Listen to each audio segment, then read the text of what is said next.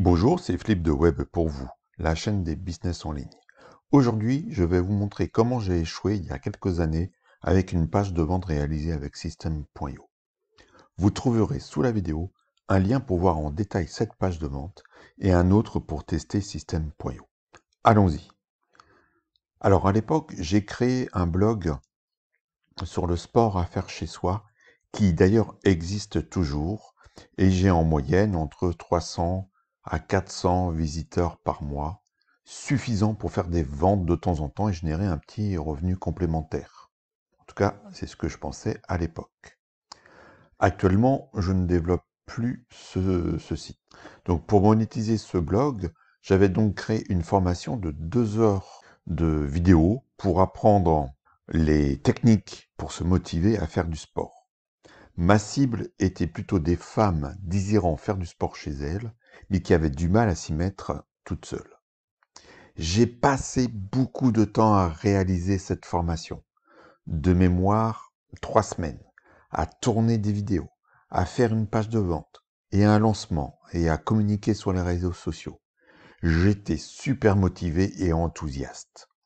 Sur le papier, cela ne pouvait que marcher. Avec une dizaine de ventes au lancement, j'aurais été satisfait. En secret, je me disais que j'allais peut-être exploser le compteur de vente. Bref, je rêvais. Et en tout, j'ai fait 2 ventes. Et pas tout de suite, sur du long terme.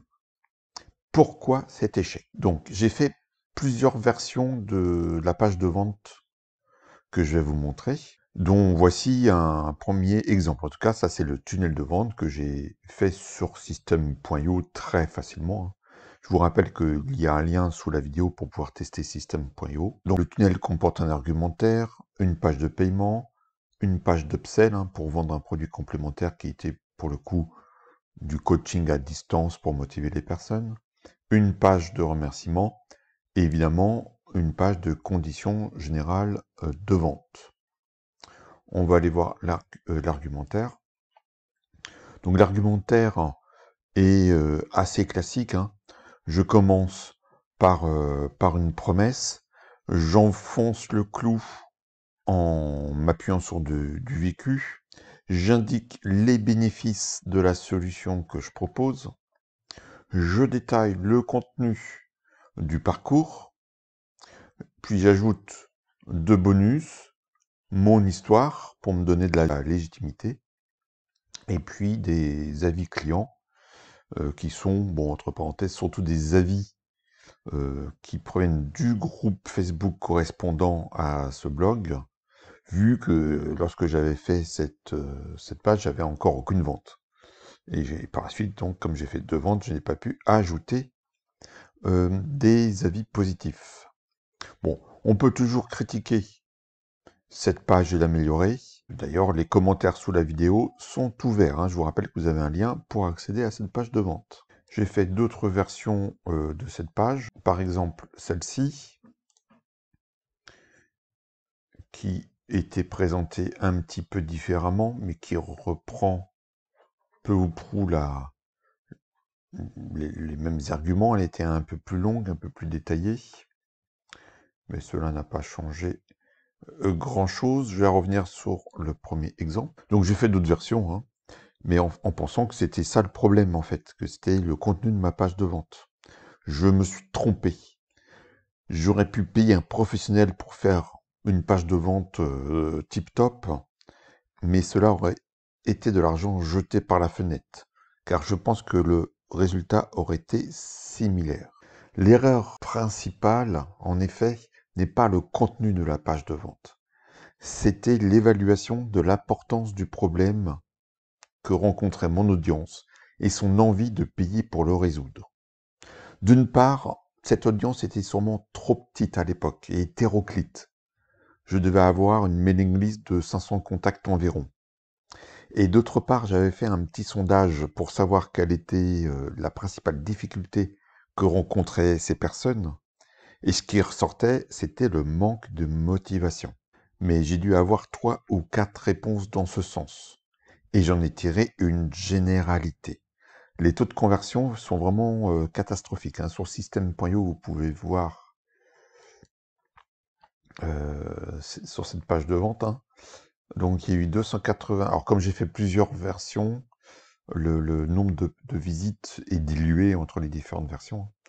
Mais donc j'avais 292 visites, 55 ont été jusqu'à la page de paiement, ce qui est quand même intéressant, mais seulement une personne a payé, d'où un taux de conversion de 2% par rapport à la page de paiement, hein, mais pas par rapport à l'arrivée. Et l'autre page, on va aller voir l'autre page, au niveau des statistiques, là c'est encore plus catastrophique, 345 visites, c'est une page, je m'en servais sur le compte Facebook, sur Facebook plutôt.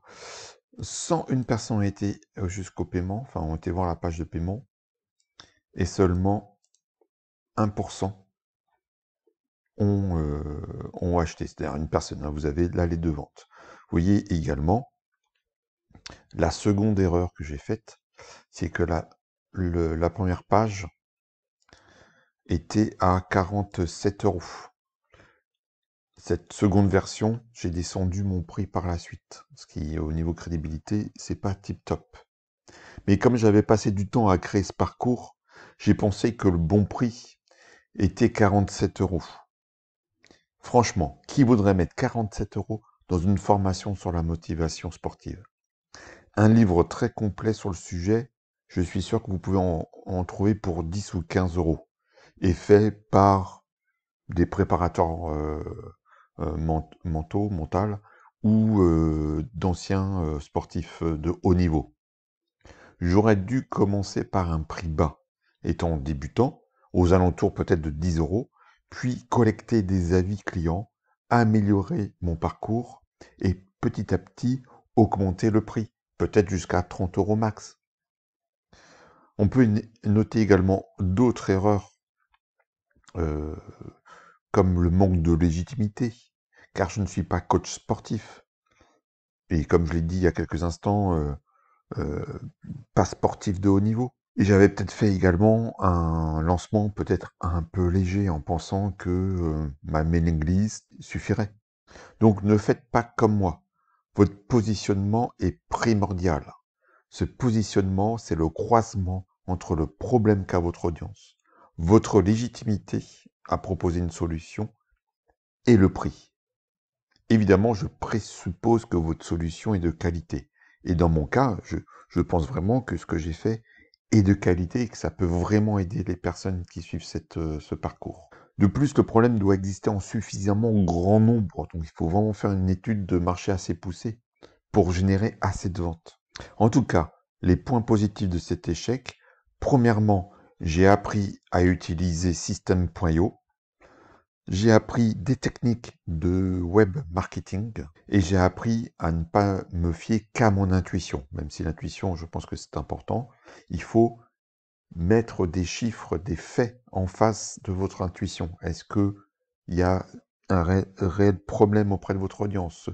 Ce problème peut-il être résolu par la solution que j'ai en tête, etc., etc. À bientôt pour une prochaine vidéo. Ciao!